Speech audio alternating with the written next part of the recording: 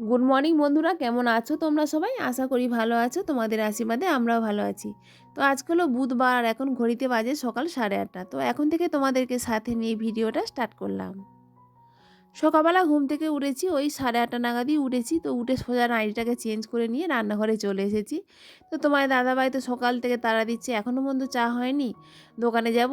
তো ভাবলাম তাহলে আগে চাটাকেই করে নিই, তারপর কাজকর্মগুলোকে সারা যাবে। আমার দাদাভাই তো খেয়ে দোকানে চলেও গেল। আর আমার চাটা একটু গরম ছিল, তো ভাবলাম চাটা ঠান্ডা হচ্ছে, তো এই ফাঁকে দুটো বিছানাকে গুছিয়ে নিই।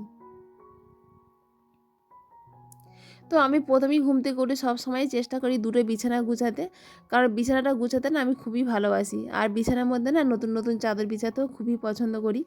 তো সবসময়ই চেষ্টা করি দুটো বিছানা সুন্দরভাবে পরিপাটি করে গুছিয়ে রাখতে। আর এই শীতকালে না এই যে লেপ কম্বল এগুলো গুছাতে তো আমার একদমই ভালো লাগে না, কারণ এগুলো একটা এক্সট্রা ঝামেলা বলতে গেলে।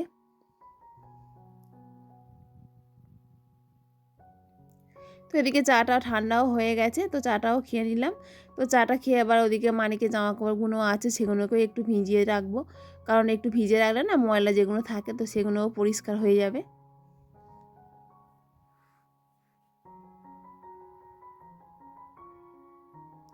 তো মানিকের জামা কাপড় একটু ভিজিয়ে দিয়ে এলাম, দিয়ে এসে এখন কিছু জামা কাপড় ছিল তো সেগুলোকেই ভাঁজ করে নিচ্ছি। তো এগুলোর আগের দিনেই জামা কাপড়। আর আজকে তো রান্না কোনো ঝামেলা নেই, কারণ আজকে পান্তা খেতে হবে। তো আমাদের যেহেতু আজকে হরিনাম ভেঙে যাচ্ছে, তো সেই কারণেই পান্তা। তো আজকে না খুবই আনন্দ হচ্ছে, মাঝে মাঝে যেন যদি এরকম রান্না থেকে ছুটি পাওয়া যায় না খুবই ভালো লাগে।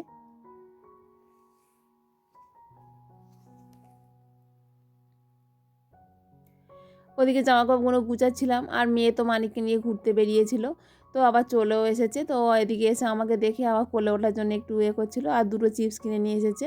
তো সকাল সকাল দেখো দুজনে চিপস খাবে এখন। আর এদিকে দেখো কাজকর্ম মোটামুটি কমপ্লিট করেছি, আর কিছুটা পরিমাণে বাকি রয়েছে। আর এদিকে মেয়ে একটু হলুদ জল করে দিল, আর কারণ আমার একটু অসুবিধা রয়েছে তো মেয়েই করে দিচ্ছে। আর মেয়ে একটু শাঁখও বাজিয়ে দিল। আজকে যেহেতু হরিনাম ভেঙে যাবে, তো সেই জন্য বাড়িতে বাড়িতে না হরিনাম সংকীর্তন করতে এসেছে। আর এদিকে অনেকটা বেলাও হয়ে গেছে, খিদেও পেয়ে গেছে। তো ভেবেছিলাম যে সকালে সকালে মুড়ি খাবো আর দুপুরের দিকে পান্তা খাবো। তো ভাবলাম অনেকটা বেলাও হয়ে গেছে, তো একটু পান্তাও খেয়ে নিই। তো দিদি তো ওদিকে তরকারি করেছিল আর পান্তাও করেছিল, তো ওই বাড়ি থেকে নিয়ে এসে খেয়ে নিলাম। তো পান্তাটা খেয়ে না এত পরিমাণে ঠান্ডা লেগেছে না কি বলবো, বলতে গেলে কাঁপুনি এসে গেছে। আর আমাদের এই যে বাড়ির সামনে না, দোকানের সামনে থেকে বাড়ির সামনে মানে অনেকটাই রোদ লাগে, পুরো রাস্তা জুড়েই রোদ লাগে, সকাল থেকেই রোদ লাগে। আর আমাদের পাড়ার যত মানুষজন না সব এখানে এসে রোদ পোয়ায় এসে। আর আমরা একটু গল্প গুজবও করি, খুবই ভালো লাগে। আর মেয়ে দেখো ওদিকে ছেলেকে নিয়ে তো ঘুরতে বেরিয়েছিল আবার, আর এসে আমাকে একটু জড়িয়ে ধরলো, আর ছেলেকে দেখে দেখেই জড়িয়ে ধরছিল। তো ছেলে আবার ছুটে ছুটে এসে আবার আমাকে জড়িয়ে ধরছিল।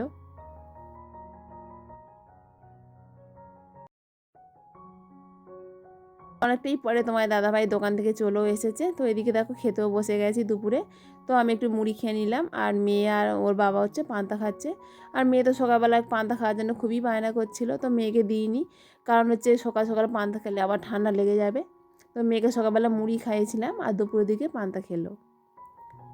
আর জামা কাপড় কিছু ছিল তো সেগুলো একটু উল্টে উল্টে দিলাম, সকালবেলা কেচে দিয়েছিলাম। আর উল্টে উল্টে না দিলে না শুকনোও হবে না। আর দুপুরবেলা একটু ঘুমিয়েও ছিলাম, আর এখন একটু বেরিয়ে পড়ছি, কারণ আজ হরিনাম ভেঙে যাবে, ভোগের গান রয়েছে, ভোগ আরতি হবে, তো ওখানেই যাচ্ছি। আর তোমাদের থেকে বিদায় নিয়ে নিচ্ছি।